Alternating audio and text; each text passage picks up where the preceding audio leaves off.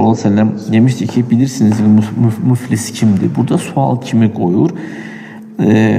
Buradaki sual bununla haber vermek istəyir. Yani biri var ki, istəyilən bir şeyi insan elan eləmək istəyir. Bu formada sual kimi koyur bunu.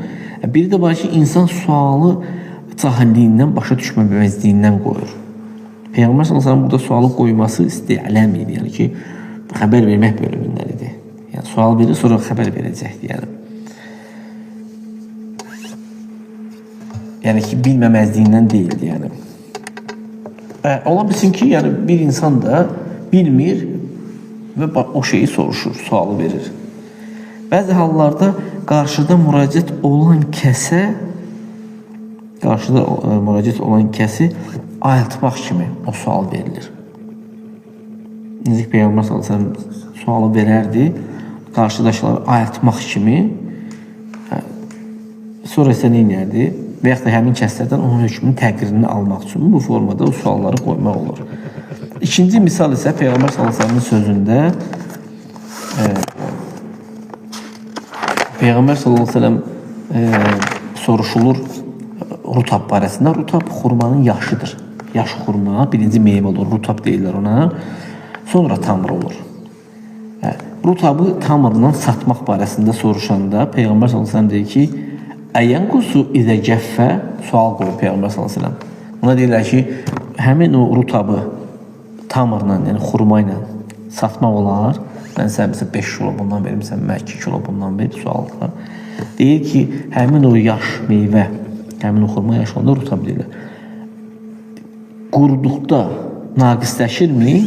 Həmin rutab deyirlər, bəli. Qadağ edir, deyilmez. Amma fi hədəl hədis, amma bu hədis qəbəldə ki biz oxuduq. Rasulullah sallallahu əleyhi və səlləm sahabələrə bir iş barəsində xəbər verir, hansı ki onlar onu bilmirlər. Sual kimi qoysa da belə, nədir? Onlar onun cavabını bilmirlər. Və yaxud da Peyğəmbər sallallahu əleyhi və səlləmin istəyini bilmirlər ki, bununla nə istəyir bu sualıyla. Bilirsinizmi müflis kimdir? Müflis bilirsiniz, bizdə başa düşülür. Yəni. Onlar deyir, ey Allahın Resulü, müflis bizdə müflis dirhamı olmayan kəsdir. Mətə, yəni arzu kəsi olmayan bir kəsdir. Heç nə yoxdur. Ləzzətlənəcək bir şey, rahatsızlıq olan bir şey yoxdur. Yəni nə pulu vardır, nə də ki onun malı vardır, hər hansı müəyyən bir malı vardır, belə deyək. Yəni, müflis, yəni fəqir. Və hədə huvəl ma'rufu minəl müflisi beynənnəs. İnsanlar arasında müflis dedikdə fəqir qəsd olunur. İfləs olubdur. Fə izə qalu mənil müflis. Onlar dedilər ki, bəs müflis kimdir? Yəni, ləzi leysə indəhu fulus. Yəni, onlar deyəndə yəni, müflis pulu olmayan kəsdir. Və yaxud da heç bir malı olmayan bir kəsdir. Əksinə o fəqirdir.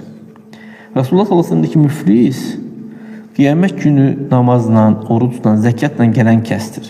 Gələcəkdir.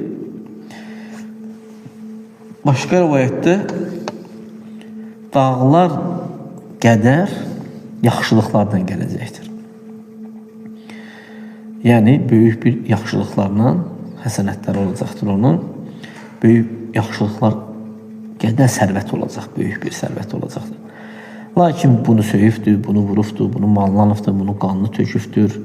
İnsanlara müxtəlif formada insanlara qarşı həddi aşıbdır. Yəni. İnsanlar da onlardan haqqını istəyəcəkdir, öz haqlarını ondan istəyəcəklər. Dünyada deyirlər ki, dünyada olan şeyi götürsünlər. Ahirətdədirlər, ahirətdə olan şeyi götürəcəklər.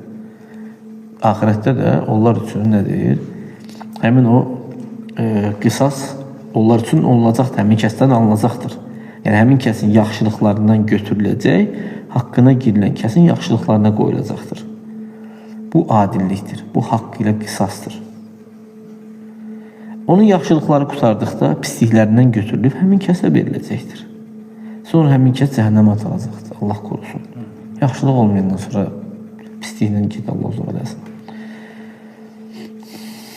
Yəni, yaxşılıqlar qutarır, namazın savabı qutarır, zəkatın savabı qutarır, oruc savabı qutarır. Yəni, bütün yaxşılıqlar qutarır. Sonra pislikləri götürülür, bu kəsə verilir. Sonra həmin kəs Allah qorusun cəhənnəmə atılır. Sadaqan Nəbiyyu sallallahu aleyhi ve sellem, Resulullah sallallahu aleyhi ve sellem düz deyir. Fə innə hədə huvəl müflis haqqan. Haqqı ilə müflis olan bu kəsdir. Lakin el-iflasu kullul iflas en yuflisel insanu min hasenatihi elleti ta'ib aleyhi. Lakin el-iflas bütün iflas həqiqətdə, yəni bir insan əziyyət çəkdiyi o yaxşılıqları itirməsi ilə olur. Həqiqətdə budur, yəni. Əziyyət çəkirsən bu qədər illərlə, sonra isə kiməsə verirsən savabları. Ona görə danışanda insan ehtiyatlı olmalıdır, əməl edəndə ki, heç kimi haqqına girməsin. Giribsən halal yenə. Və kənət əməməhu yevmul qiyaməti yüşəhiduhə. Yəni, həmin yaxşılıqlar qabağındadır. Qiyamət gün onu görür, sonra götürülür filan kəsə verilir. Çətindir. Burada yaradılmışlara qarşı olan düşmənçilikdən çəkindirmək vardır. Yəni, yaradılmışlara qarşı düşmənçilik eləmək olmaz. İnsana vacib olan odur ki, insanların həyatdaykən, ölümündən öncə həyatındaykən insanlara haqqını versin.